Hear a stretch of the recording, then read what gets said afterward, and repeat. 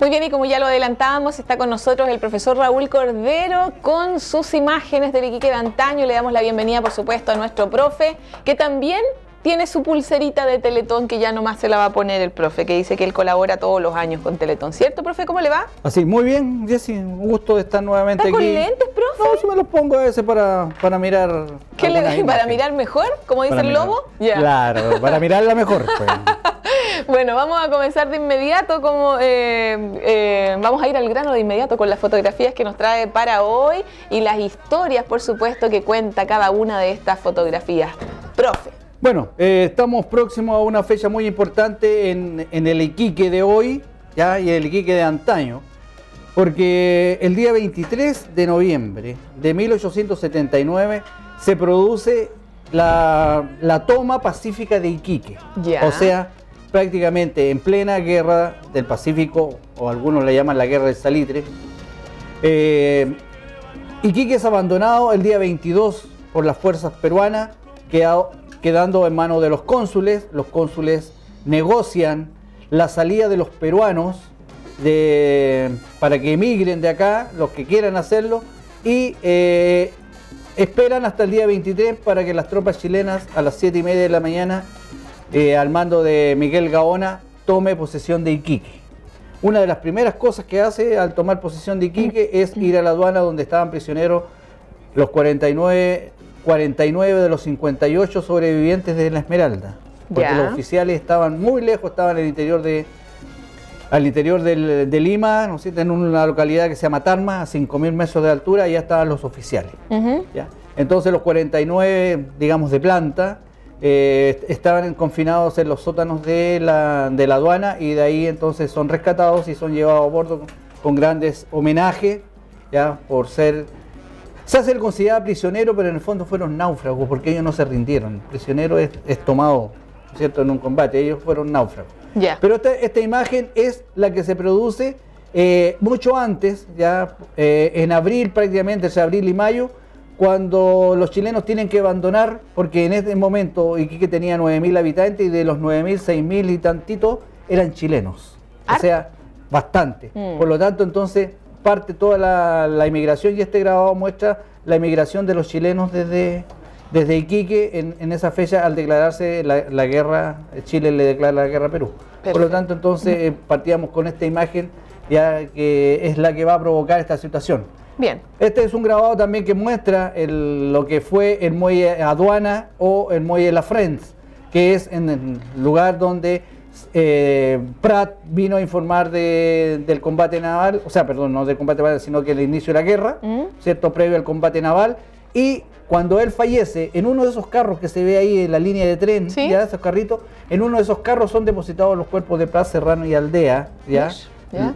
Prat y Serrano muertos, y Aldea muy mal herido, y lo arriman un poco al lado del costado de la Esmeralda, ahí donde se ven, perdón, de la aduana, donde se ven dos personas ahí, más o menos en ese sector que hubo abandonado los restos. Perfecto. Bueno, ¿y eso? ese es el subterráneo donde estuvieron confinados, y que nosotros lo decíamos el otro día, que está lleno de agua ahora, porque la aguada emergió ahí cuando cerraron la playa, que estaba muy cercano, ahí se veía la playa en la toma anterior, y el agua ya no tiene salida, entonces empieza a aflorar, ya, y hay que estarla bombeando para achicar lo que va quedando de agua en ese subterráneo o sótano de la aduana. Perfecto. Entonces, la isla en ese momento no estaba unida al continente, por lo tanto, en aquellas épocas, ahí se ve un recuadro más oscuro dentro de lo que es, ¿no es cierto?, es un octógono,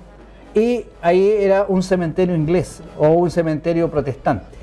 ¿Ya? Entonces después fue sacado de ahí, ya la isla se empezó a usar con un sentido de almacenamiento, se sacó guano anteriormente, y ahí entonces es para ver cómo fue la escena de desembarco de las tropas el 23 de noviembre, y desde esa fecha que Iquique pasó a manos de Chile, y desgraciadamente esa fecha no tiene una validez como tiene en otras partes.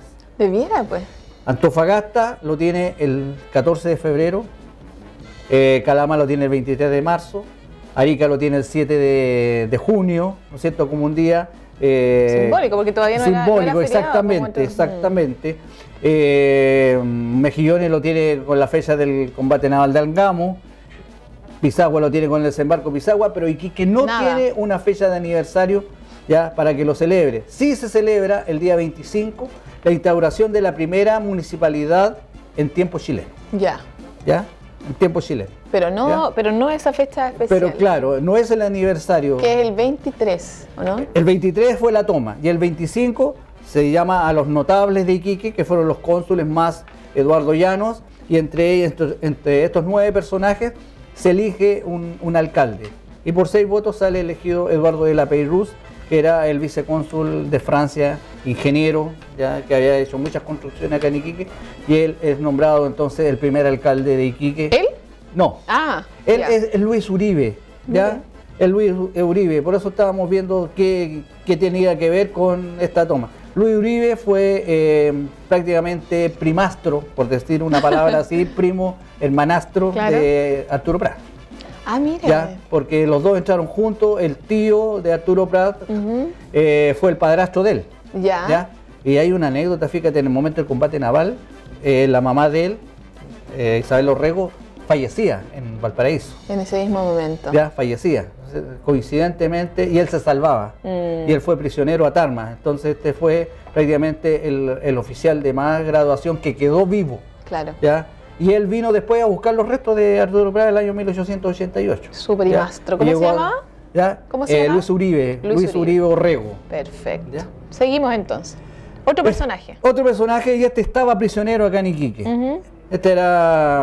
Este fue el último de los en morir, ¿ya? Y este es el personaje que representó nuestro coterráneo Godoy, Fernando Godoy, en la película Esmeralda. ¿Ya? Perfecto. ¿Ya? Entonces, él tenía 13 años, 14 años cuando combatió, ¿ya? ¿Y por qué se permitía eso, profe? Porque Arturo Prat entró de 10, Uribe y Prat entraron de 10, entonces ya entraron de muy niños.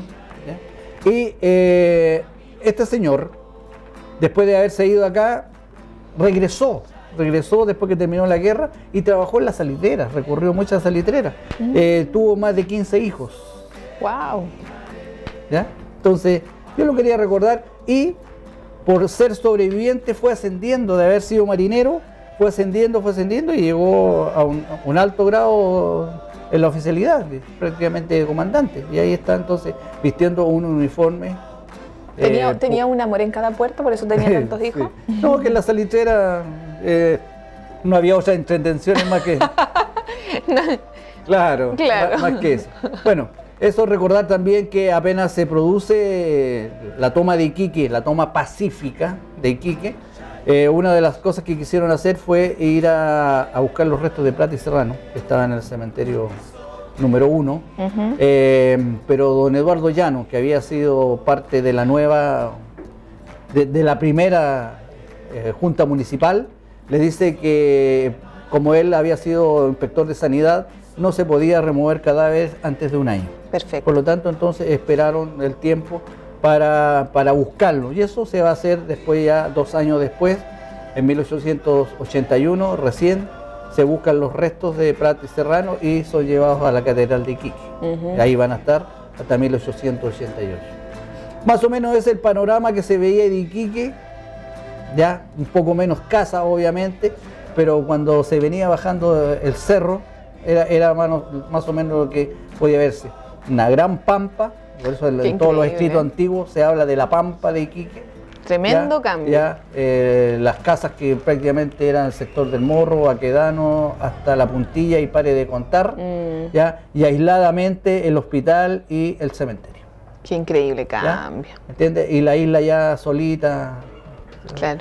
Entonces eso es lo que veían los que bajaban desde Alto Hospicio a Iquique. Y los estanques, eso se empiezan a instalar a partir de 1888. Perfecto, algo muy diferente a lo que se ve ahora. Todo esto está cubierto, los estanques están entre medio de casas, claro. ¿no? Algunos no se dan ni cuenta que están los estanques de agua ahí, se parece. Y el peligro que puede ocurrir en cualquier momento en uno de estos colapse, uno de estos estanques, porque va a dejar, así como pasó en Antofagasta, que un estanque mucho más chico que esto, Se la dio por un movimiento telúrico, empezó a botar agua y se produjo un caudal más grande que el que se produce en la bajada del río San José.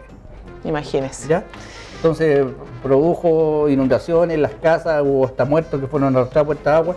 Antofagasta tiene un declive mucho mayor que el de Iquique, entonces el agua corrió con una fuerza.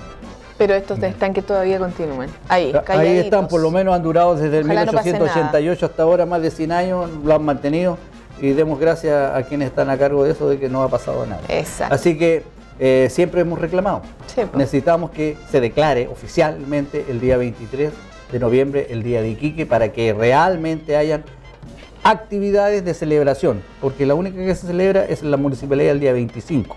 La instalación de la primera municipalidad en tiempo chileno, pero el día de Iquique no se celebra. Perfecto. Bueno, profesor, muchas gracias por estar con nosotros y enseñarnos cada vez cosas nuevas. Y nosotros nos vamos a la última pausa porque ya llegó de vuelta con todo, Reloaded, nuestra brujita que nos va a contar qué nos depara esta semana según nuestro horóscopo. No se vayan.